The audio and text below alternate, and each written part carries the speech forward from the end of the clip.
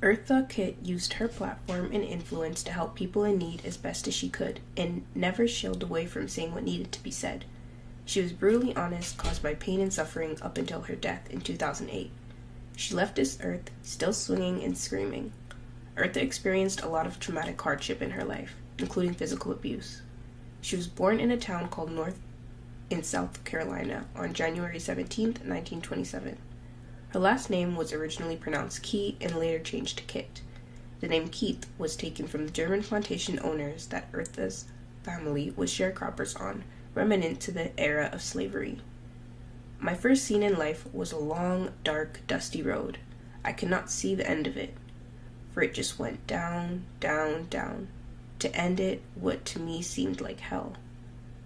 Eartha was called a yellow girl, a term used back then to describe mixed white and black folks.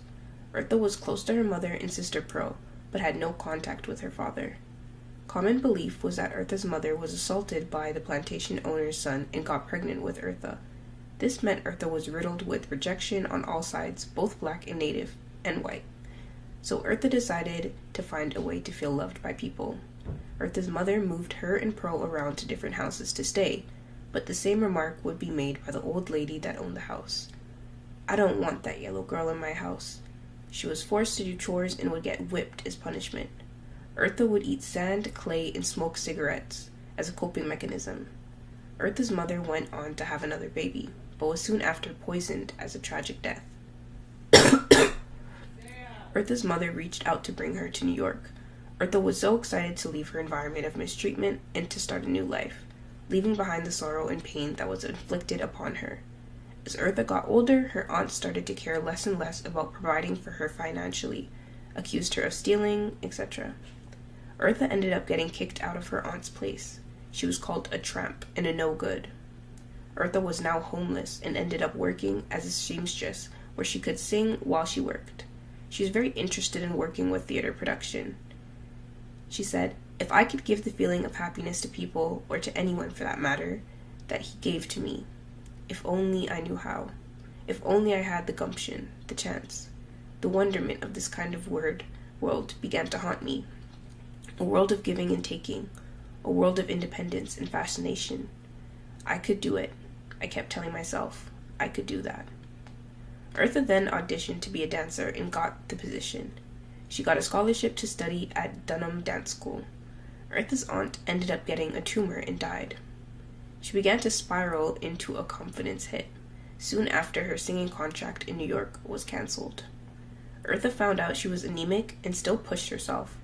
At one point, she broke down, differentiating the difference between Eartha Kitt and Eartha May.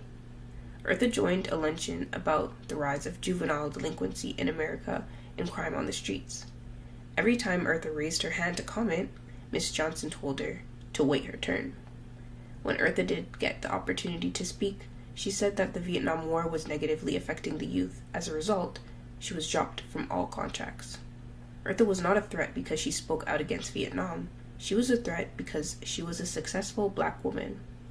Although Eartha was still determined to create positive change and started to gain acceptance from public figures once again, Eartha maintained an extremely positive outlook in life, without any regret. Eartha was never bitter. She stayed being a loving mother to her daughter, Kitt. Kitt became the most important person to her. She said, "Nothing in the world is more painful than rejection." Eartha was later on diagnosed with stage 3 colon cancer. The last weeks of her life, she was taken care by Kitt and a hospice nurse. On Christmas Day 2008, she began screaming, and that is how she left this earth. She said, "I did it with grit and with a sense of humor, and I never took up a stick to beat anyone to get to where I wanted to go." She's impacted people's lives through her youth outreach work and activism, utilized her power as a famous black woman to change racism both in and out of the entertainment industry, and has influenced many other designers and creators that you see here today.